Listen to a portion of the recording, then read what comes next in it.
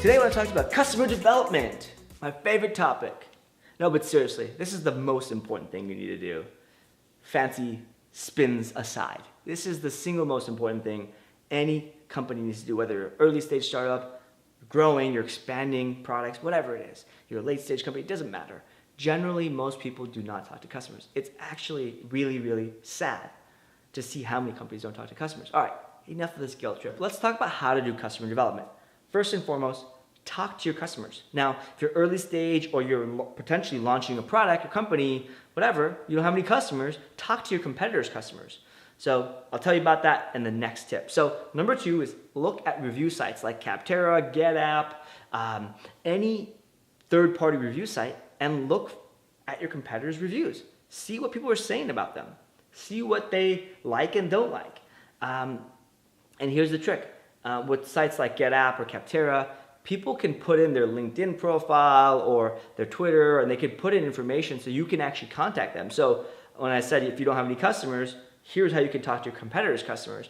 And if you pretend like you're going to be buying the software, you just want to get some feedback, they will likely help you. And not 100% response rate, but you could talk to a few dozen people if you reach out to about 30, 40 people. So 20-30% success rate. All right, number 3 is make a list of your competitors' top problems and what people love. So what I mean by this is go look at the review sites, just Google competitor review or competitor testimonial and make a list. It's more quantitative than qualitative, or it's more qualitative than quantitative, but essentially what you want to figure out is what are the top 5 or 10 things people love about a company and what they hate about them. When we did this at Mailshake, so in 2016, my co-founder Colin went to town building version 2.0, and we were going to rebrand, we were going to relaunch essentially as Mailshake and this cold email tool, what have you. I spent 9 months doing competitor research and talking to customers or potential customers and figuring out what they hate and love. And what this helped me find is that what everybody hated about our competitors was that it was too hard to use. And so guess what? Our goal, our main objective when we launched the first version was to make it the simplest thing possible to use. And the way we tested it was like, I brought on somebody that was complaining about this thing being hard to use, and I asked them, hey, can you give me 5 minutes of your time? I'll give you a $25 gift card, or I help them in other ways. And a lot of people just did it just because they're shocked that somebody's actually reaching out for their feedback.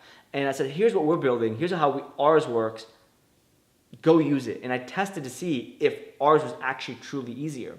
So I'm not trying to brag about Mailshake. What I'm trying to share with you is that you don't need customers to go figure this out. We do this for every single company you acquire. In fact, we do this for all of our clients at Web Profits as well. So it works very, very well. And you might not be able to solve all these things, but at least you now know the problems and things that people love about your competitors, so you can either use it or at least know it. All right, number 4, test your theories with interactive wireframes designs before you actually build anything. So if you're pre-launch or you're pivoting over, like many people watching these videos are, use something like InDesign to actually make the flow, have your designers make everything, and then give it to a user. You can even do the 5-second test, user insights and things like that to get this feedback from people. And essentially what you want to do before you go build anything is this the right flow? Is this the thing that's going to solve the problem? Or is this the problem? What are the holes, right? Most people wait until they get customers and they go back and forth fixing it. But by that time, more people are having a bad experience. I wish I could go back in time to when we first built Mailshake back in 2015 under the other name Content Marketer IO before we pivoted, and done this way, way earlier, because this would have saved me hundreds of people going through the flow and having a very bad experience. And the great thing is design is way easier to change than if you built the whole product. So you can rinse and repeat this whole process until you get it right. One of the companies who does it the best is Heathen Shaw from, I don't even know, Product Habits, I think is his company now, but I've seen dozens of iterations from him. And he always goes back and forth with the potential customer and gets that feedback and make sure he gets it right.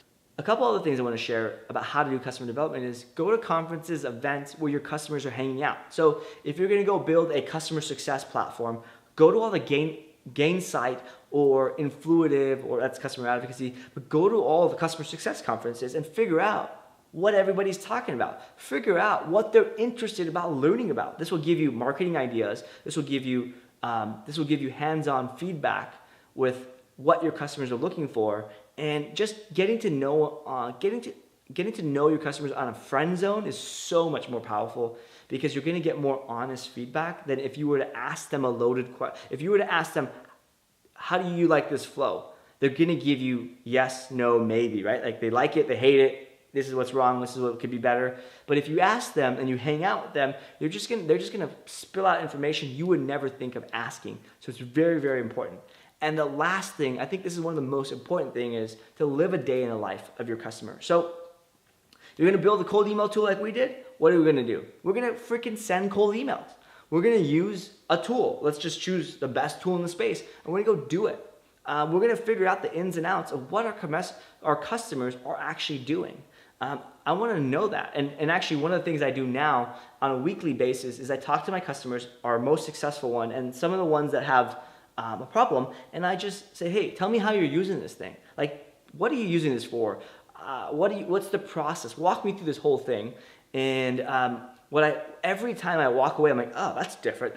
I didn't think of that. Like, it's always these unique things, and not always does it make it into the product, but now we know our holes, weaknesses, and everything related to what our product, everything related to making our product better.